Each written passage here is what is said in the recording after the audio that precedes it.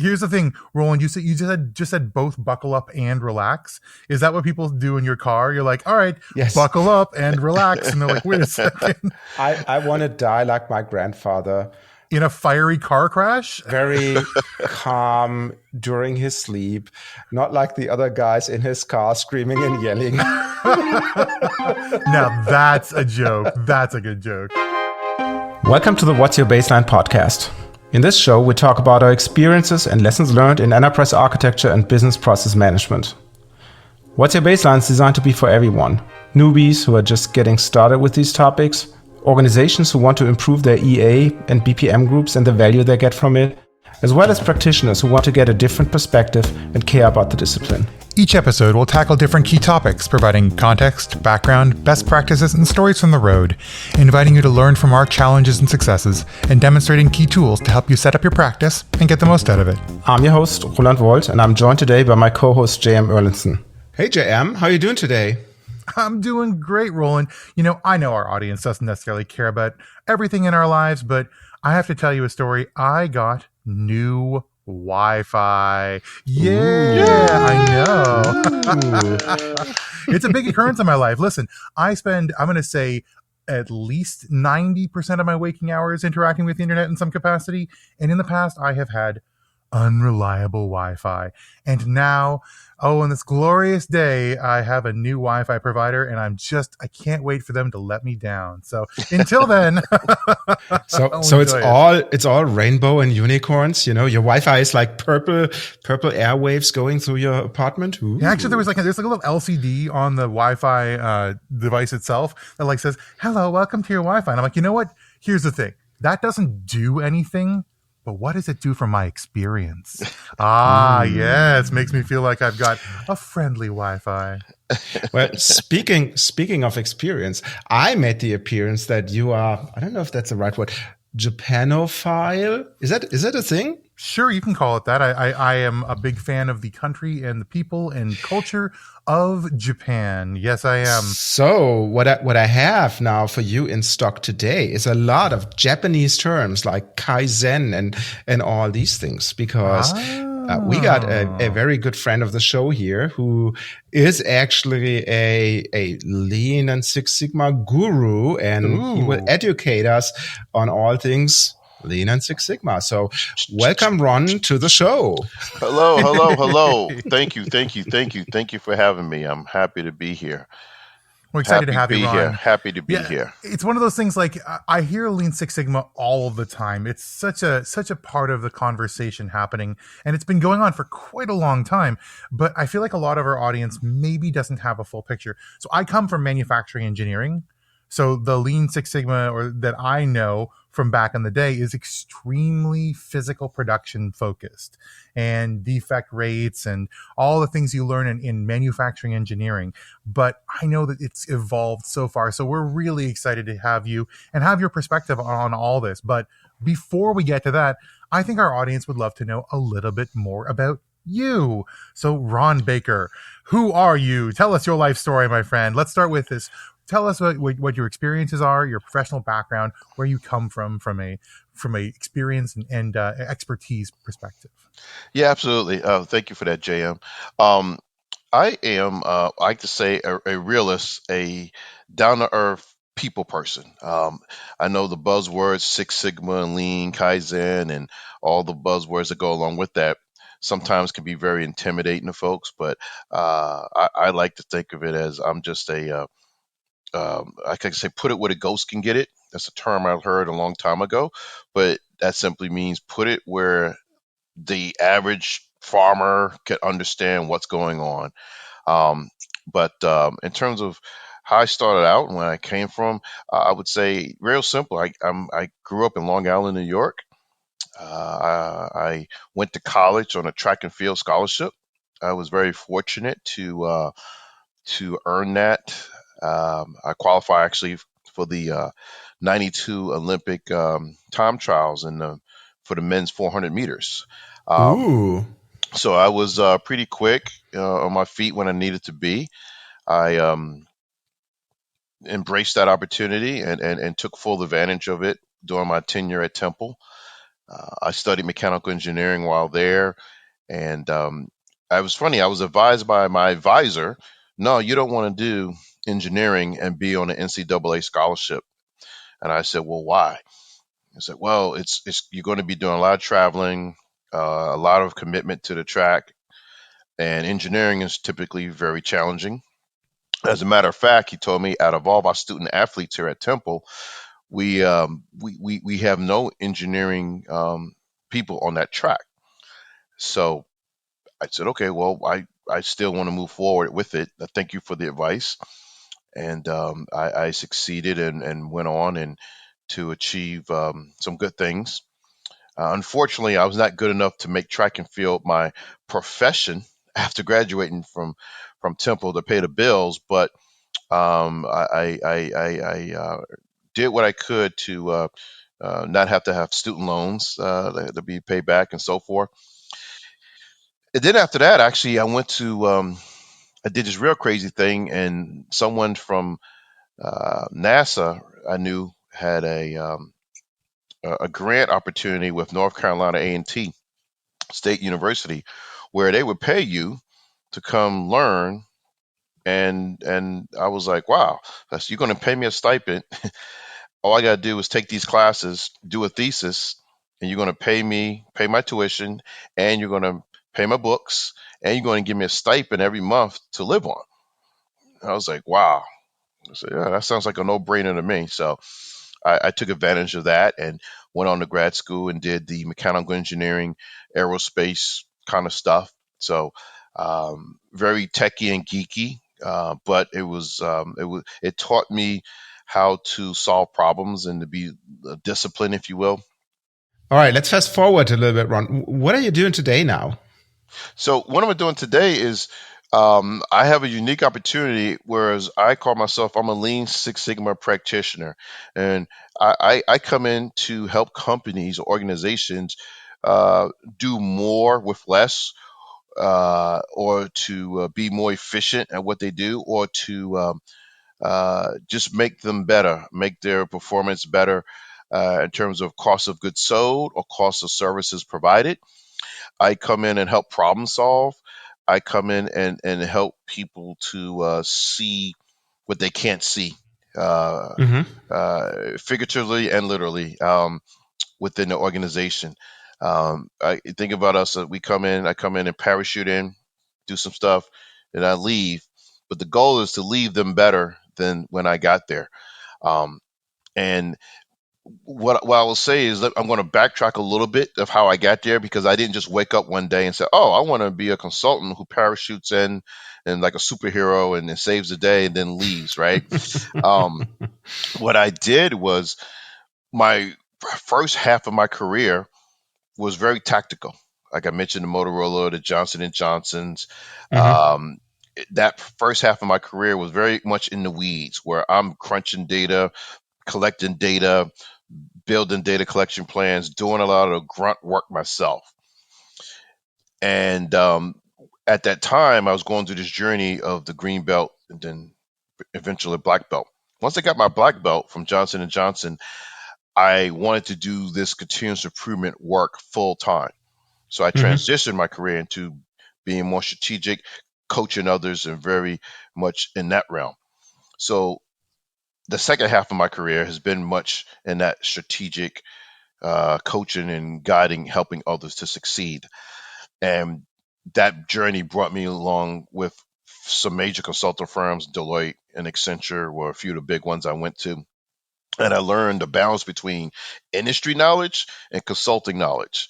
Mm-hmm. And some people think that if you're just from industry, you could easily become a consultant, and vice versa. And that's not necessarily true. Hmm. I'm a very unique consultant, whereas that I'm not a lifer consultant for 25, 30 years. I came from industry first. I leveraged that to help me get into consulting firms, and it's been rewarding ever since I've gone down that path. Um, so yeah. Yeah, and there's nothing wrong with that, having 25 years of consulting experience. And Says by the way, Roland. yes, and I work for Accenture as well. So at some point in time, a couple of years. But anyways, let's go to the meat of the show. Um, but before we get to this, maybe we settle some terms, and you enlighten us a little bit Yes, because uh, please. despite having done some lean certification with the University of Swansea at some point in time, and I barely remember it, I don't see an opposite to JM. I don't see that very often in real life. So, Ron, can you explain a bit what is lean, and then maybe explain what is Six Sigma, because people put it together in one term? Yes, absolutely. And so real simply, I'll start with lean first. So lean is the concept of removing waste from a process. And when you think of Mm-hmm. waste, people say, well, what does that mean? So waste is simply anything that takes away from efficiencies. So example of waste is rework, Mm-hmm. um, or you're taking too many steps to do a particular operation. Um, Real simply, lean is all about reducing that waste so that you can then go to a Six Sigma approach, which is about we call it variation reduction. So lean is about looking at the whole. Six Sigma is about being precise, about let's focus and zero in on one particular aspect of a process, a business process, as it say, and focus on making that process better. And typically we look at variation. Variation simply means every time the process cycles or does something, the range of results is wide. So when you have a wide variation, that's usually not good because that means that your process is less predictable. Typically, you want your process to be more predictable. Why? Is Hmm. because when senior leaders do planning for financial budgets and stuff like that, it's easier for them to plan for processes that are more predictable versus something that's all over the place. Um, I give you an analogy. I like to say when you're looking at a process, there's something called smoke and noise, if you think about it from that standpoint. And so a lot of times, um, you don't want to go after what I call chasing ghosts or going after something that is not really part of the process, something that's just there because it gave the perception that this was really important. And so when you think about that necessary smoke that's there, smoke goes away and evaporates, right? But you really want to zero in on below that smoke level and really zero in on what's going on, what the reality is. Yeah, that's the one thing that stuck in my mind of that lean class that I did, because the coach gave the example of a manufacturing organization in Britain, and they had to fill out a daily form, and there was a field where they put in a zero all the time, right? And then they were asking like, what is it for? Why do I have to fill this in? And the guy, nobody could answer that question. And then that guy obviously had a mission, and it boiled down to that this form was created in the early 1940s, and it was the number of German air attacks on the factory. And obviously, Wow. by now, it's quite some time ago, and they realized, okay, we don't need the zero in our Wow. form every day. Okay. Yeah, it does seem like a little extraneous, right? At this point in time. Well, the other thing, Ron, is that I like that you've taken. It seems like you've taken a path to trust data, because Lean Six Sigma does have quite a data bend to it. You talk about reliability, you talk about repeatability, these sorts of terms. How much has the embracing of data across other industries, across disciplines, across public consciousness contributed to the ability for Lean Six Sigma folks to do their job? Or has it been all along you've sort of had this undercurrent of data that's been quietly understood and accepted? Well, that's a good question. And I guess I can speak from my personal experiences. So, I would say that there's always been this undertone. Data is always exists.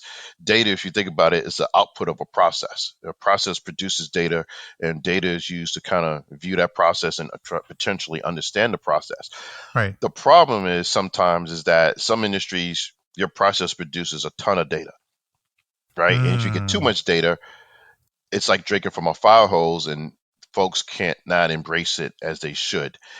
But the other flip side is some industries very little data, and people want to rely on just, I call it tribal knowledge or my experience to make decisions. And I would say somewhere in between is the right is the right place to be, because at the end of the day, you want to be able to make decisions for your organizations and defend that decision that has the least amount of risk. Or if it has risk, the risk is very manageable to the organization. And Hmm. oftentimes that's rooted in, let me collect some data, let me collect some data from people's head, because sometimes people think data comes out of a system or a computer or technology, which is true, but data also comes from the people that's working the process day to day and what they see and hear. And when you marry Hmm. those two together, typically that's the best situation, because you look at everything together and come up with the best possible decision that you know at that time. Yeah, and Roland and I have talked about this before. This idea of shotgunning data, where you're like, "Hey, give me everything you have." And one of the most important things we found is narrowing the focus of data, sometimes throwing away data because it isn't relevant to the problem you're trying to solve. So Yep. helping to sort of establish these scopes of data, this like, this field of effect, we think about it as like diminishing returns, like how far away are you from the core process before what you're doing no longer has a statistically significant impact on that process. That data is just noise. That data is going to confuse your data set. It's going to increase the amount of time it required for analysis and ultimately not give you a meaningful output that you can act on.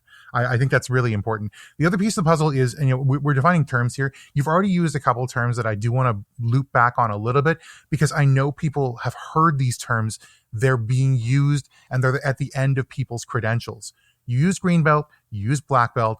For a moment, let's walk through what does it mean to become certified in Lean Six Sigma, to get belts in Lean Six Sigma, what's required, and why is that valuable?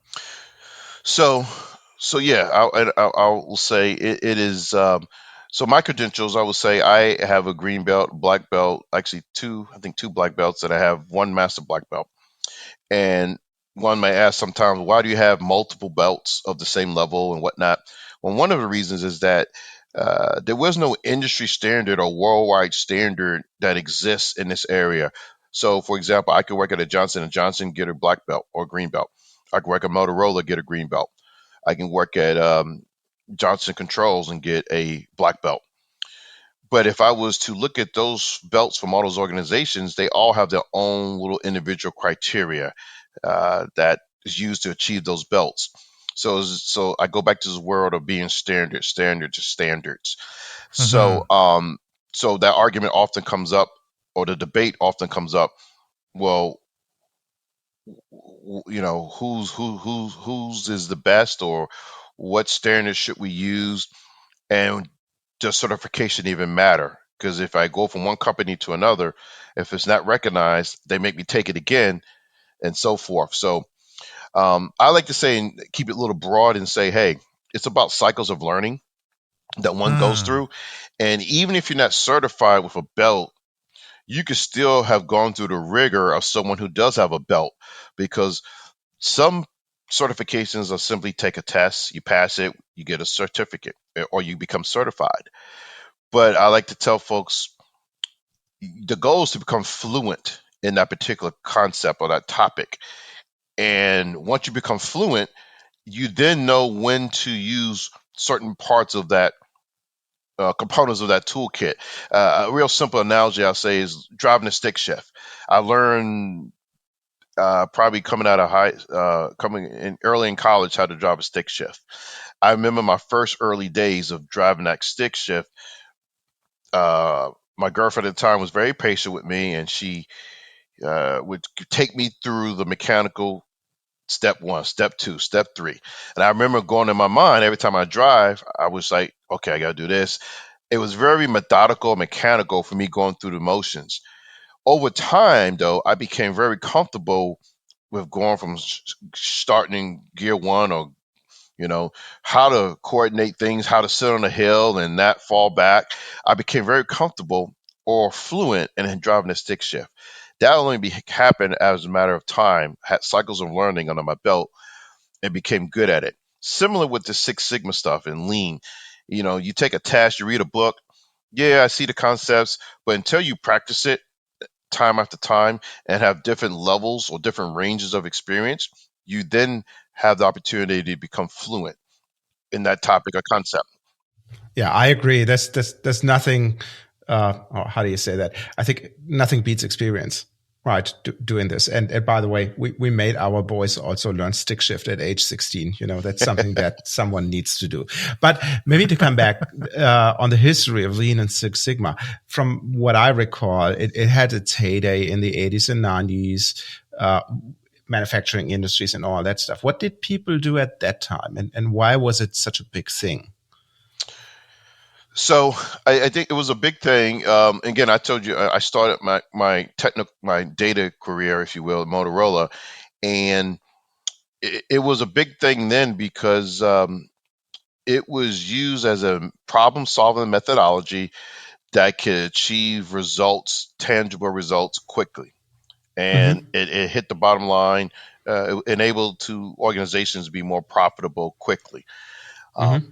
and now, again, it was manufacturing, but it's a industry that produces a lot of widgets and stuff going on, so you could easily see the difference. And um, then kind of it got branded very well. I think no GE took the concept and created black belt roles at their organization, and it was a 2-year tenure, I believe, which to be a black belt at GE. So they took it and marketed it and did very well with it, in my opinion. Um, so, but then there were other organizations that you had senior leaders who came from these manufacturing areas, and you had non-traditional manufacturing, transactional areas, banks, Mm-hmm. as one example, or retail like a Home Depot, who said, "Hey, like one of the lead during my tenure at Home Depot, Barb Nardelli was the CEO there, and he came from GE before that. So he brought that mentality of data to make decisions and Lean and Six Sigma and so forth. So other types of industries began to adopt that concept. Hey, we want some of this stuff that can help us be more efficient. And then the rub became the examples in training was simply manufacturing examples. There was not transactional examples. So then there was Mm-hmm. a push to make sure that it was relevant in that regard. And at the end of the day, the similarities is very similar. Whether you're producing a cell phone or you're producing people or buying raw materials and shipping it into the U.S. and putting it into a big box store, it's a process. Everything's a process. Everything goes back to process, and a process is being repeatable. That process can be improved upon. Yeah. Do you still see this today? Because, like I said a little bit earlier, I don't see that a lot in my client base. Right. I know, and that's interesting because one of the big strong suits of our tool is the Six Sigma stuff, value stream mapping and simulation with some wonderful curves that I haven't heard the name before, but I don't see this really in real life. So is it something that is past its prime, or is it just still working undercover? And where do you see this today?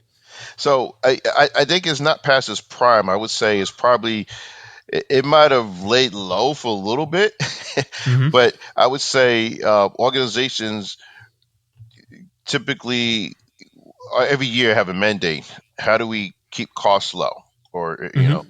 and so forth? And usually someone will use the buzzword, hey, what about this Six Sigma stuff? Or we need to get some process efficiency folks in here, process excellence, right? They will hear Mm-hmm. about it and they say, hey, we need to get that in here because organizations are being challenged today to, I call it, do more with less. So, right, if you got Right. 100 people in your organization and you got to produce 1,000 units, and Next year, you got 90 people, and you still got to produce that 1,000 units, right? Well, do you want to make the 90 who's left work harder?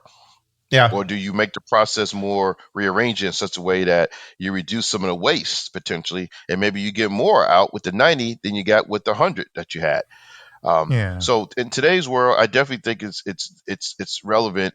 And in today's world, there's a lot of what I call uh, it's private equity firms who go off and buy companies, and 3 or 5 years later, they want to sell that company, and they will reach out to resources such as myself to come in and help understand, do a diagnostic on this company, and figure out, hey, how do we get it better quickly?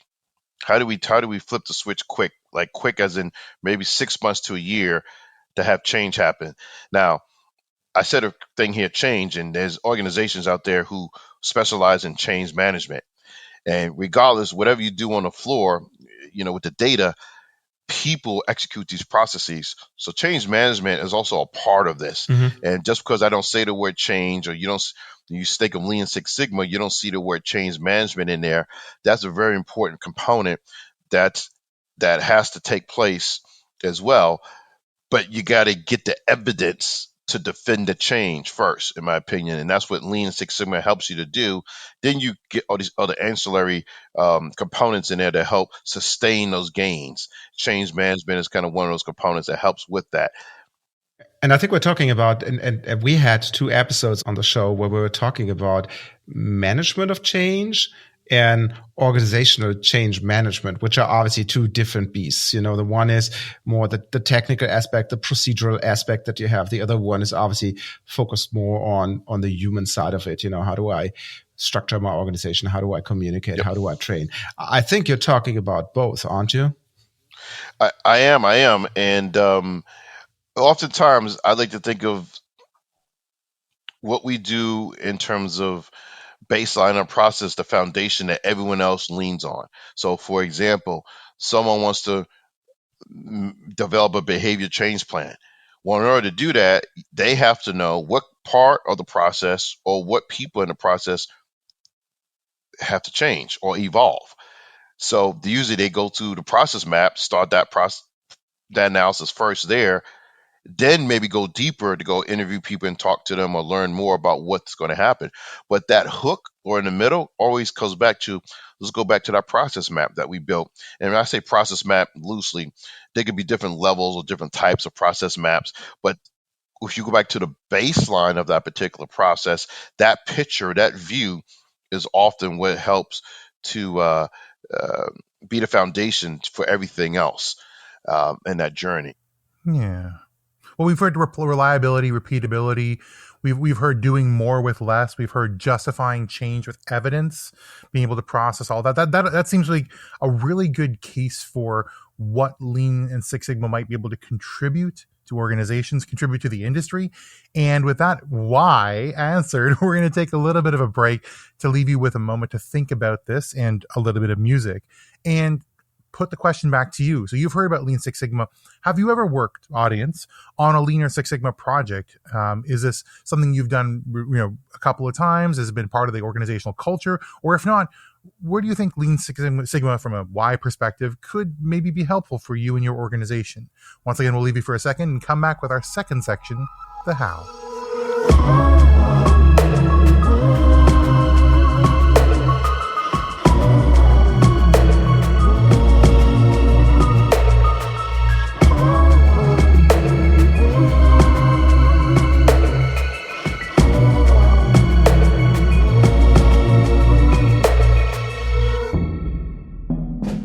Welcome back to the second segment of the show with Ron Baker and obviously our favorite co-host, James Erlinson, who asks all the smart questions. But let me start with one of my questions, and you judge if they're smart or not. But Ron, we covered the question why Lean and Six Sigma and what it is. But the obvious question is, do you see it today? And if so, in which type of clients and what do they do and who buy these type of projects and who are the stakeholders you work with? The whole context of a project that you do. Can you elaborate a little bit around what one would see when looking at Lean and Six Sigma projects? So yes, thank you for that. And so typically there's various points of entry that can happen to me getting engaged or someone like myself.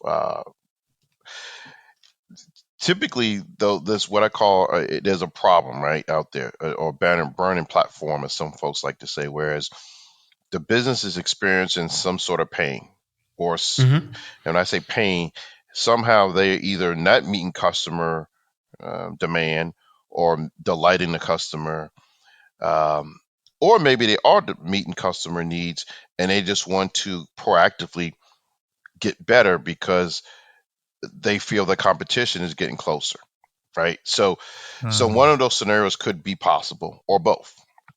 Typically, uh, with both though, right? It uses a capital or it's an investment, right? That the company has to make in terms of uh, uh, money that flows out, right? To pay for the consultants, to pay for the Mm-hmm. services, right? So typically, right, the CFO or the finance person at that company, he or she must be involved in that initial pay request for services to come in to help us. Uh, my current kind of involvements, we deal directly with CEOs of companies because we have PE firms that uh, purchase companies, and then the CEO has a mandate. Hey, you got 3 years to turn the ship around, or whatever, Mm-hmm. right? So that pitch is made somewhat, and part of it is based on reputation. You could be with a firm, a continuous improvement firm who has a history of delivering in those situations, and and so forth. So that's bringing in resources externally, right? And so obviously some companies can have their own army of lean continuous improvement practitioners in house, or folks, I should say, because everyone is not a practitioner. Um, Mm-hmm. so, but so it can happen one of those two ways. Uh, but typically when we come in, the first week is pretty much just what we like to say is listening, observing to the needs of the business. You might hear a term in lean called Gemba, which is essentially associated with going to where the action happens or where the work happens. Um, that's in layman's terms, that's what it means. So oftentimes when we're doing an assessment week, I'll come in and we will observe the business and do a scan. That scan can be create a what I call a VSM, or a value stream map, that Mm-hmm. Hmm. will not necessarily be characterized or completed with all the data or the numbers for each of the process boxes, by identifying the buckets of work or the work streams of work, or however that business characterizes that work or what it calls it. Being able to have a view of that, and then um, uh, going around and just listening and watching and asking a few questions here and there, because you're not trying to solve any problems at that point. You're just trying to learn so that when you recommend an approach or recommend a potential methodology to use, is based in some minimum evidence. There's some foundation to back it, right? Hmm. And so it's a little bit of getting your hands dirty, getting in there, rolling up your sleeves, but at the end of the day, it's about creating a vision or instilling confidence in that leader. Hey, here's what I saw over the past 2 weeks or 1 week. Sometimes it could be 2 days. My last engagement, we had 3 days to come in, or 2.5 days to come in and assess and come up with a list of recommendations of next steps after 2 or 3 days, Yeah. right? Oof. So JM and I typically work in projects where organizations want to get a good understanding of the lay of the land. You know, you have your processes being decomposed on multiple levels, and you might have identified a couple of end to ends and all that stuff, right? So, more general overview, if you will, before they drill down into a certain topic. What you just explained sounds more like, oh yeah, you do this bottom up. And the question that comes to my mind is, how do you make sure that you're looking at the right thing? Right. So you could take a process, pick a process and say, oh yeah, we think you need to change this process here and wrench on it. But you could miss the actual thing that uh, is worth tweaking, right? Yep. So how do you make sure that you pick the right process to improve? So, good question. So, um, and what you do is you do your best to make that decision based on the data you have, right? And so, as I mentioned before, um, we kind of start high or wide. I should say we start Mm-hmm. wide. That VSM gives you that wide view. So, paint that picture with the value stream map is very key. That value stream map will allow you to have that scan of different businesses or handoffs along the way of the life cycle of that product or service. Now, you may not know exactly uh, which two sub processes or three or whatever that you got to go work on, but the fact that you've laid out the a map to say, hey, I'm going to look end to end, and it's all about the approach at that point when you're early on to say, hey, here's what I'm going to follow. And if I run into something that's what I call quick and easy or low hanging fruit, we will Mm-hmm. we'll take care of that. But also, you want to instill that hey, we're going to look downstream of said process that's in scope, or even Mm-hmm. upstream. And oftentimes, the business will have a mindset: we need you to work on this thing right here or this area, Mm-hmm. and that's a starting point only. I like to say because you want to validate that by the questions you ask based on your personal experience on how you characterize a process or understand the current state. Oftentimes, in that current state journey, more things will come up. And then use my job as a consultant to surface that back to the senior leader to let him or her know, hey, I know you want to start with X. A few days here, we've heard this and we learned this and we vetted this, so we believe it to be true. Having said that, we may need to course correct a little bit Mm-hmm. from what we first started with. So I think having confidence to not being afraid to suggest course corrections is very important because you won't always get it right from the get go. But it's about zeroing in, honing in, refining as you know more. It's kind of like you heard this phrase agile. So Mm-hmm. agile is all about uh, kind of doing a little bit and then you learn from what you just did and then you course correct before you move forward again, essentially, right? And Mm-hmm. so it's a little bit of that that exists with this as well, or I should say, it should exist because the worst thing that can happen is that you come in and want to claim victory just on the onset on doing something, and then the process uh, a month later drifts back to what it was doing before, and then what happened is either you personally or the methodology would get the blame that it didn't work. Mm-hmm. Mm-hmm. And Right. so you don't want to do that either, right? So um, it's best to trust the process. And a lot of folks I've learned in my career can be impatient, where I will want to spend 80% of the time planning, asking questions, whereas some folks are happy to see action. And I tell folks, just because someone is you see action or doing work doesn't mean it's the right work, or action Yeah. doesn't always equal good. You Yeah. you wanna spend time reflecting or doing the effective planning, and then going forward. There was I'm sure you heard this quote. I think it was Einstein. They asked him about if you had an hour to the planet. Something about the planet had an hour to solve a problem. What would you do? How would you approach it? And he says something to the effect of, "I would spend 59 minutes analyzing Yeah. or planning, and then a minute executing." But you Yeah. get the analogy there, right? Spend bulk of your time planning, getting the plan in place, and spending that time is very valuable before you start doing action. It don't mean you can't do no action, but you don't want to do the bulk of your work and action before you kind of know the true lay of the land. And so that's something that I've learned in my career that definitely is valuable. Yeah. We see that a lot in organizations. They sort of rushing to get things done. The only thing I'll say is that Roland and I talked about this on a previous podcast, is you can't celebrate victory until you've achieved something. I feel like a lot of organizations say, listen, we committed to doing something. We've done the planning. give us a cookie. And no, you don't get a cookie until somebody is meaningfully affected. There's positive change realized. Just doing the planning and just going from planning to planning to planning, that's not how you change. That's how you prepare to change. You have to do the change. And I think that's something that we talk about this a lot in implementations. Yes, it's great to have a lot of this sort of front loaded work, but you also have to have that tail.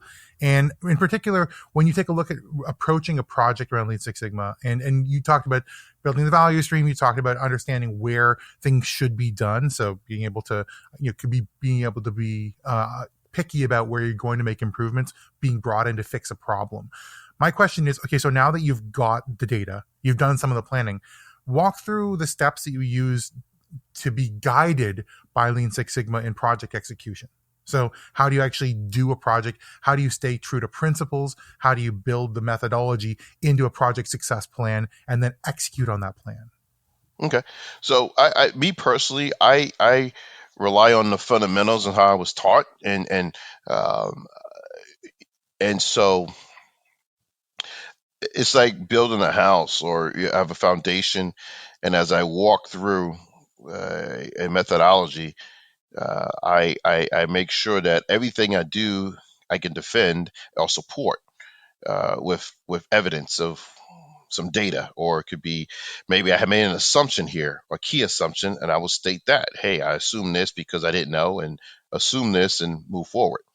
Um, Something you said also, I want to that ties into this, is that oftentimes people, they don't want to act because they want to get things to be perfect.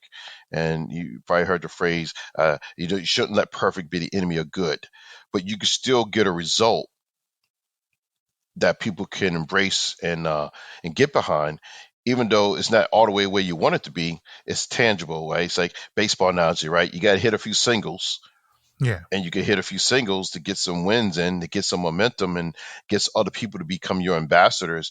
Then you use that as building blocks to help you crack the bigger nut, if you will. And that's how that makes sense. It cascades and goes. But again, and going back to what you said, I stay true to principles, and also being able to validate information or data. I say that to mean, for example, if Yeah. someone says, if I have to do a report out and I got to put numbers in a report or whatever, me personally, I need to be able, me and Ron needs to be able to understand where these numbers came from, how I got them, how I calculated them, or what was the mindset en route to getting here, because someone can ask me about that in the presentation, and I want to be able to defend it. I don't want to say, well, I don't know. Mike told me to put that number in, or Sue told me to put that Yeah. number in. And then you say, okay, well, did you vet it? Did you validate it? And it doesn't mean they got to go to the nth degree of validation, but truly appreciating where that number came from or how it was determined matters. Yeah. Um, You need to survive project cross examination. Absolutely, and I think a lot of people don't. People underestimate that concept. They would just take for word someone told them this, and they run with it. And the problem with that, you could be right half the time, you could be wrong half the time, right? So you spend the time to verify and understand how this number was calculated and derived, and then you could defend it very easily. Hey, I know this number work is right because I did it myself, or I talked to someone confirmed it, right? So that's very important. That I think it's an important skill set that a true practitioner ought to have, not being shy, not being afraid to say, "Hey." I'll give you a real simple example. One of my first projects, the manager at the time said, "Hey, Ron, I need you to go work on blah blah blah. Our defect rate is 15% for this particular contact lens. I need you to improve it. This one." So the first 2 weeks, and I was doing the basics, gathering data, understanding the problem, and one of the first things you do is verify the situation. So when I verified it, I'd found out the defect rate was not 15%. I think it was around 8 or 7. It was still fairly high, but it wasn't as high as my leader thought. So my first Hmm. report out, I said, "Hey, I learned it's really 8 or 9%. It's not 15%. Here's the evidence to support it. Here's where I got my data, blah, blah, blah. Okay, hand it back to him or her. You decide, do you still need me? Is this still a burning platform for you? I know people who would not have done that. They would have just went and worked on that regardless and not have presented the evidence back to the management that allow them to make the decision, either move forward or course correct and go to something else that's higher or more importance, if you will. Yeah, that definitely makes sense. But when I think about Six Sigma, especially not Lean, Six Sigma, what I have in the back of my mind and what I've seen is it's a big nerd fest, right? Obviously, when it comes from the manufacturing industry, six standard deviations away from it. So there's a lot of statistics Yep. being in there. Is that still true today? And if so, where do you see this? And maybe do you need some special tools that go above and beyond your Windows calculator? So good question. I like that. I'll respond this way. The evidence behind the scenes is always going to be statistics, p-values, and how did this hypothesis test prove out Mm-hmm. versus this other thing. But the job of the practitioner is to take that and translate it into a reality verbiage that the culture will resonate with. So if I say Mm-hmm. that my such and such was at this level with a confidence interval of plus or minus 5% Mm-hmm. or whatever, well, what does that mean in reality? You hear about, like, we had an election that just come by, right? And every time election cycle, you hear the polls, plus or minus, error, Mm-hmm. plus or minus, blah, blah, blah. Well, a stat person knows what that means. The error margin or the margin of error is plus or minus 5.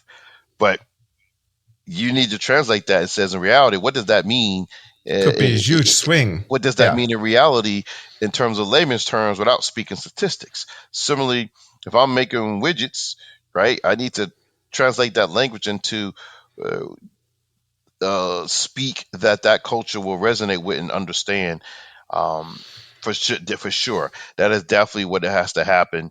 I do that myself, and Mm-hmm. I've learned that years ago. And definitely, again, that evidence behind the scenes is the stats. However, but you got to make it relatable, personable, that people can understand. Because senior management typically they could care less about a p-value, right? Yeah. But if you tell them that, hey, 95 times out of 100, this thing is going to fail, Yeah. That's a or statement. then Yes. Yeah. they say Yeah. versus a p-value of 0.03, they're gonna be like, okay, well, what does that mean?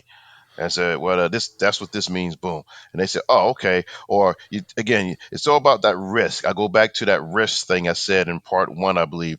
It's all about what's the level of risk the leader is willing to assume or have based upon the recommendations that come out of the efforts that you did. And you want that confidence interval to be fairly high, and you want the Mm-hmm. risk to be very, very low with most decisions. Sometimes it's unavoidable. It's going to be a high risk with something because it's a super unknown or something like that. But a lot of times you're managing risk as a project leader or project manager or a Lean Six Sigma consultant. You're managing that risk for that business by the work that you're doing, and so forth. That's how I like to think about it. All these tools ultimately help you to reduce the risk that the organization will take on. Yeah. And it's also you mentioned this earlier about one of the skills necessary for somebody who's a specialist in Lean Six Sigma is communication. And it seems like that's the thing you hit really hard in your last point, which is you're the bridge between data and insight. And you say, listen, I want to give you actionable insights at a level that you can understand, that you can make a decision on. You can make decisions to accept risk or to make changes that are going to be costly, but at a benefit to the organization in certain ways. That bridge is such an important part of helping executives to understand their business better in a sea of unknown risk. And you have the data, you have the facts and figures, and that's interesting. It feels like that's one of those soft skills that is actually a hard skill that is actually a part of the business that's very difficult to replace. I see a lot of people talking about AI and machine learning to try and do this kind of thing. But what are your thoughts on, because I don't, I mean, personally, I don't know how. I've seen recommendation engines do a real bad job. I don't know how they're going to be able to achieve some of the insight based analyses that humans can. What do you think about that? Have you seen anything that's actually tweaked your interest? So yeah, it's funny you say that. A friend of mine who is a good mentor of mine, who his name is Derek, and we had this very conversation about 2 days ago about. He said the future is AI, and the future is going to be this, and we gotta. Our kids have to make sure that they're plugged into that rigor, that learning, which is artificial intelligence and the predictive analytics piece, right? Don't mean they have to know how to code, but that's kind of where the world is heading. We debated, or we didn't debate. We dialogued for about an hour what a few nights ago on this concept. And what I told him was, I said, Derek, there's never going to be able to replace someone coming in, problem solving a situation at a particular company. AI is not going to replace that. He said, yeah, but AI will run a million permutations for you and give you some predictive stuff. I said, true, it can, but guess what? Someone's going to have to load the right information into that system, unless that organization is not connected to the ecosystem electronically, right? It doesn't magically happen. Puff, hey AI, give me the answer. It's a combination of the people behind the scenes, how they set it up and code it and get it going, and so forth. I will say, I go back to something you said with my current engagement that really makes sense. Of It's hard to replace someone coming in who knows what they're doing to solve a problem and can lay a path down and then execute it to solve a problem. So my current client, we bringing in a capability that this company doesn't have. They outsource this particular capability to a vendor. That vendor's going away, and they need to bring that capability in house. So they asked me, "Hey, Ron, we need you to help us determine." Um, of all those raw materials we buy from this vendor, what do we do first? What do we bring in? So they might have 2,000 different SKUs that they buy from this vendor, right? Mm-hmm. So I already knew in my mind how I'm going to build this up, the business case of what to pick. I'm going to create some Pareto charts of the high running SKUs, essentially, right? However, the data source, that ERP system, is called Data Core. I went to the Data Core and said, hey, I need a dump of every order you've placed in the past year. Well, I couldn't easily get that. So I had to sit down with the application owner at DataCore to reconstruct the table that was producing the data that the people at this plant would see. Now, at the end of the day, I got a big old table with about 80,000 lines of data in it, and I was able to create some Pareto charts to show the patterns. And leadership, when they looked at it, it was like, wow, how did you get this side of that? Mm-hmm. Because all they see is the Yeah. fancy, the pretty GUI interface that shows a lot number, and it shows the SKU, and it shows the recipe to make this thing. That's pretty much the level they see it. But I was able to know behind the scenes. I know there's a data table that's being merged and crisscrossed. And I said, let me see the raw data, created the patterns, and be able to create that. Now, it wasn't an official Six Sigma project, but I used the rigor. How do I build the foundation to defend the recommendation I'm going to make? I use a Pareto chart, Yeah. but the raw data was in there. I said, out of these 2,000 SKUs, these 30 drive 80% of your volume, and now they're able to have a running report in the future that can easily do that for them. But they always had the data, but they didn't have the insight how to put it together and line it up to produce something that's tangible that can be actionable. Does that make sense? Oh, it definitely does make sense because that's really interesting. I just got the conversation with a guy the other day about this topic. When you see nowadays in process improvement, you look at process mining, for example, as a way of getting a good picture on the as is. But at the end of the day, people look for the very same things all the time, frequencies and times and variance and whatnot. But I don't know, I wouldn't say it was a moment of enlightenment, but we said, yeah, that's one thing. But you also need to do the analysis on the analysis, right? and Yep. and people just stop because they get the graph represented or they get a nice chart being represented. Right. And said, "Oh, I'm done. The tool did it for me," and in all seriousness, I think actually the analysis starts then. Yeah, It's do something more on top of it. And I think Absolutely. this is something that gets lost nowadays because we're all used for computers doing the hard work for us.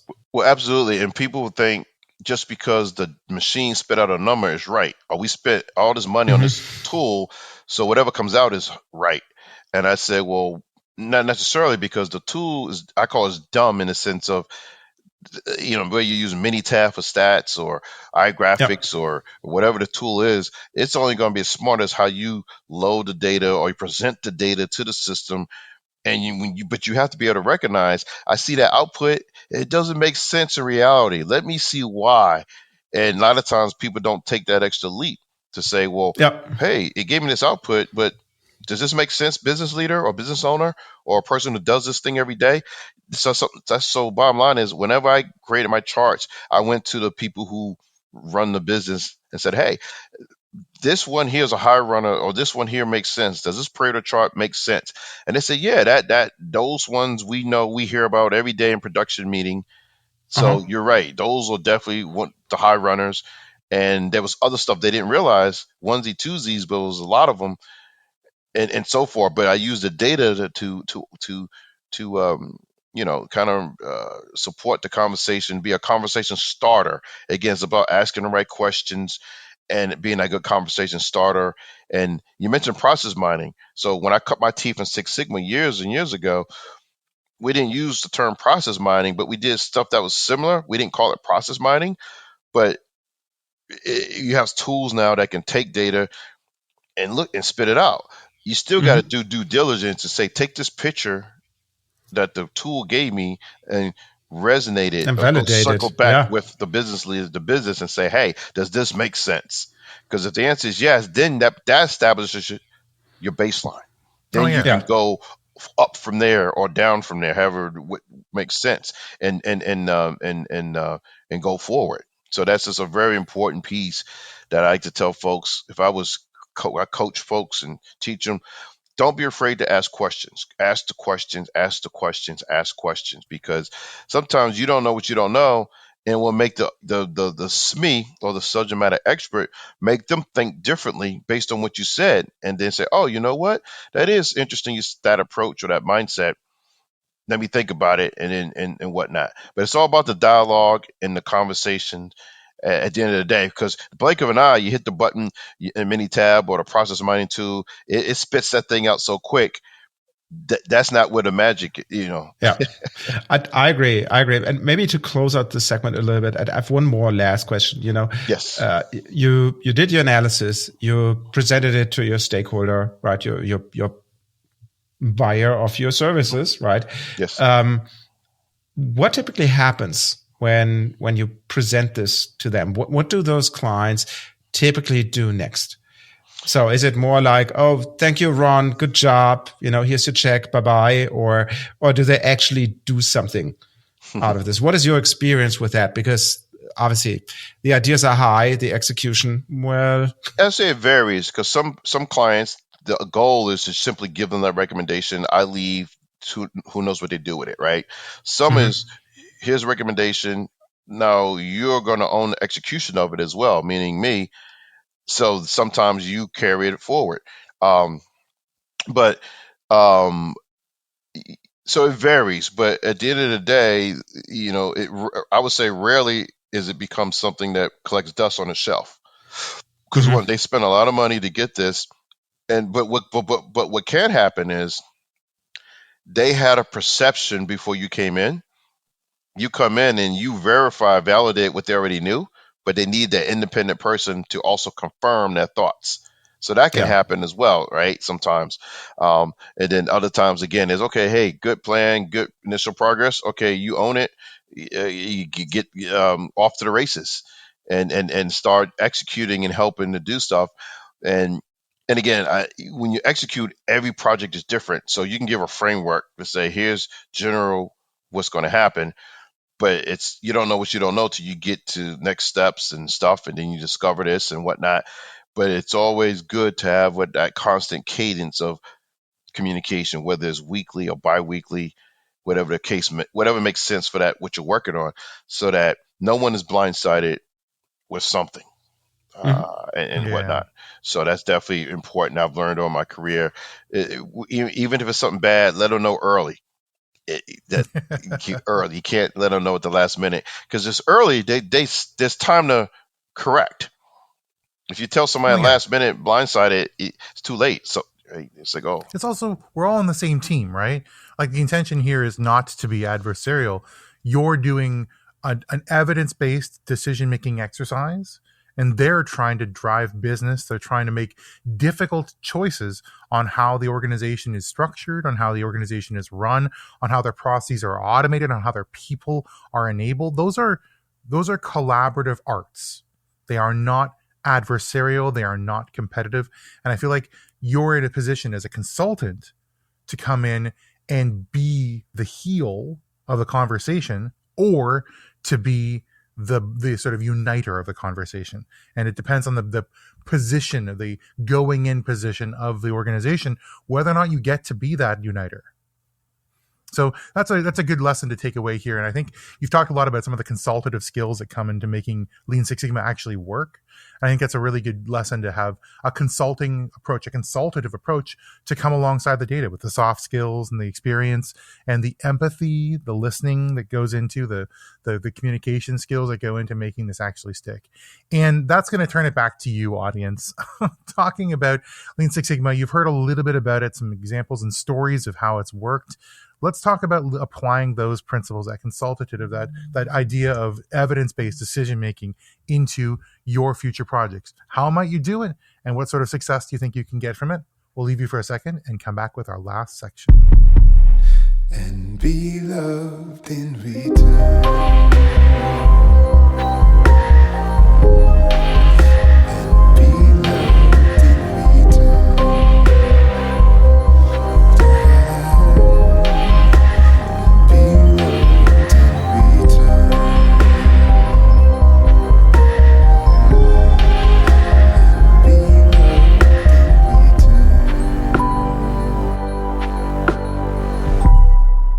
Welcome back to the last segment of the show today with Ron Baker. Very interesting conversation about Lean Six Sigma, the whys and the hows, and what the steps are in a project that you do. But Ron, I do have one more question, because I know process improvement is a never-ending thing. So what are you typically doing after you've done a project, or after you've done a phase of a project?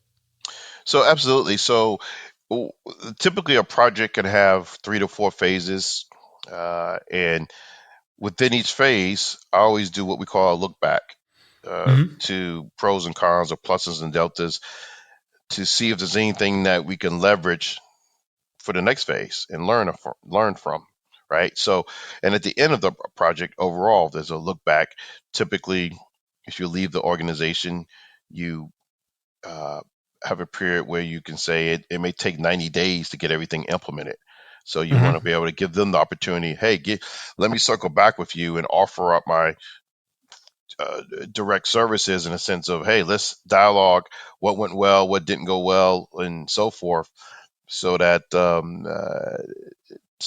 at the end of it, everyone feels that, hey, Ron didn't just leave out of here and leave us hanging, and so forth. Yeah, threw some slides over the fence. Yes. Exactly. So look back is very important, and it manifests itself in various different ways. But as long as you have a Yeah. relationship and that's a way to keep things going in terms of offering. Hey, I want to help make sure what we did is sustained, and that's usually well received.